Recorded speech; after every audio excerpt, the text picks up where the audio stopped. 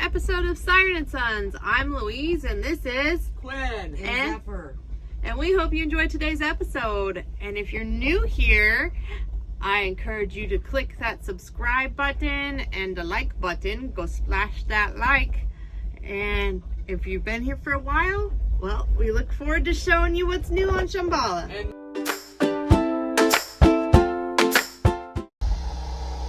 What are you doing, Quinn? What are you connecting to? Starlink. What?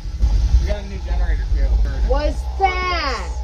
We're not Selling Vessel Shambala Wi-Fi? Yep. It's giving out 12 volts. We got a generator.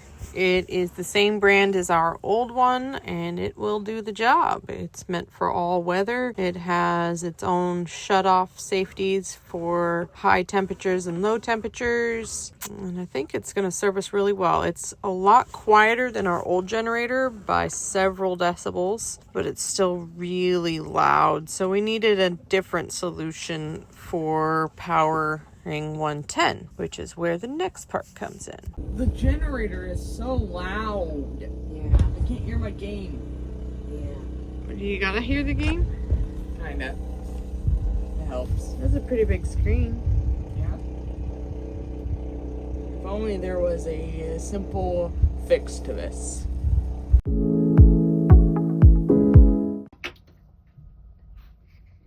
Hello, Jackie. Hello. Hello. I made another hole in the boat. Yeah. What are you doing, Mom? Good. Look. Looking. I take crafter to a whole new level. Look at this.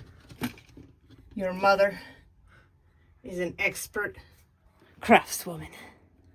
Yes, I am. I Yep. did that. Yep.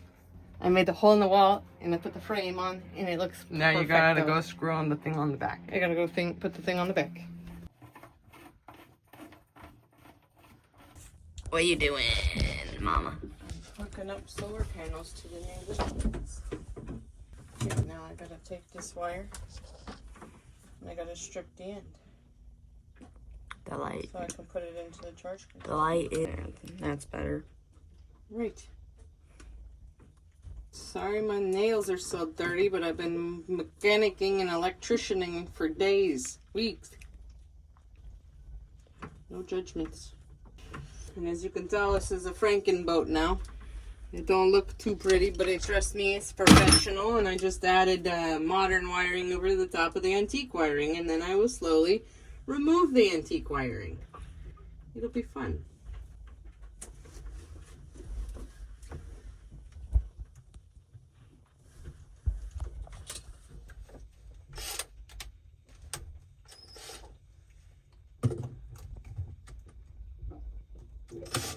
Raspberry Pi has an integration with Victron, and we're going to show you. That's a Raspberry Pi. That's a Raspberry Pi 3B, which is the little circuit board, and it's a little computer. Inverter, 3 kilowatt inverter, the 750 watts of solar. This is, he set it up here so we can see the output. So this is your screen essentially for the Raspberry Pi. So this is it. So the generator's running, and the generator is coming into, this is the inverter, and the energy is going into the batteries, which are now at nearly 90%. The batteries are receiving 87.2 amps. I'm getting 13 amps from solar. There's the solar there, and the AC loads, I'm charging a battery. I've got the ice maker running, so I can see all that there. This is Victron remote management, VRM. Okay. And I'll show you where this comes from. So that's just a different way of seeing the same information. So there's the generator producing 117 volts at 16 amps and running at 60 hertz, which is about right. I've limited it, the little twist switch on the grey panel over there sets how much I can draw from the system. So you don't blow fuses. Don't blow fuses, which is this program here. Oh, that's nice. And it's essentially it's the same information. It's getting the information from that Raspberry Pi wirelessly. This little thing measures how much energy an outlet is using. When you buy it, it's completely blank. Yeah. Okay, and you need to download a program using this program. Okay. That makes sense to you, Quinn? Yeah. Yep. Okay, so you pick the device you're going to have. Raspberry Pi 3. There is a Panbo. Do you know the site Panbo? No. Okay, Panbo. I go into here. That's the whole site, and that talks you. This is what we worked through. There's the Raspberry Pi.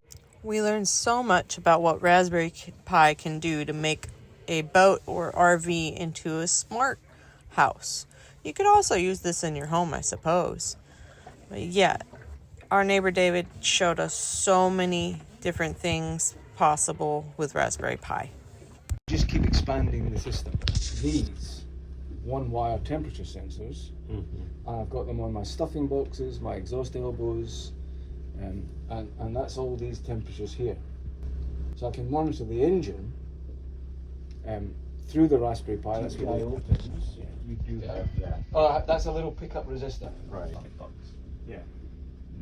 And you pick those up, and it's powered by a little converter, a little 12 volt down to 5 volt power converter, so it runs off the batteries. It'll focus on it. And you program them with your laptop on the Arduino. It's truly an innovation. I started talking about how I wanted to integrate Raspberry Pi at one of the potlucks, and David was like, well, you should come see my setup. And he even showed us these resources where he learned everything he knows and all the possibilities you can use on a boat. I look forward to adding Raspberry Pi smart technology to our power systems and other systems aboard Shambala. But until then, we're still set up pretty good, and I can still monitor the systems using my cell phone and Bluetooth. Well, you're looky there, I've done it. I've put in our new Victron lithium system. This one right here is our lead acid start bank that is 4 6-volt golf cart batteries. And as you can see, it's taking some charge right now off the solar. And this is the new one I just installed for our lithiums that'll give us so much power it'll be like we live in a house. So here we go. Now come with me into the engine room. All right, here we are. So here are the Redodo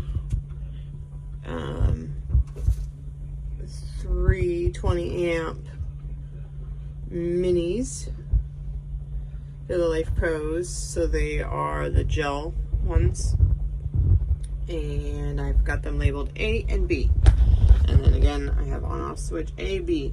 I have T fuses A, B. They run into these big bus bars. And then I branch off the big bus bars. And big bus bar, branch off. The branch off allows me to hook up smaller cables, like those going to the inverter and other things we are powering, like the freezer. We've got the huge charge controllers I just installed. Smaller charge controllers go to my house, or not house batteries. Those are the start batteries. Those two ones there. And as you can see, they are blinking. The green blinking means they are currently charging. The solid blue on right there that says bulk, that means that those two are charging the Redodos. So we have house bank, start bank. I do have a third house bank, but I'll show you that later. And that is for backup power for our radios and lights and freezers. So just the essential stuff runs off of that one, and it's only meant for me to be able to switch over and have a backup power. So that's what I've installed in here. I do have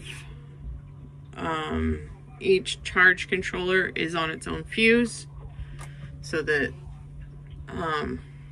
if anything goes wrong with the charge controllers or a battery, it doesn't feed back and forward and screw things up. Everything else has its own fuse, like the inverter that's through this wall has its fuse. And we have the shunt, which you have to have for lithium setups, and it runs to this battery manager. The shunt is measuring the load on the batteries and the load and the power going from the charge controllers into the batteries.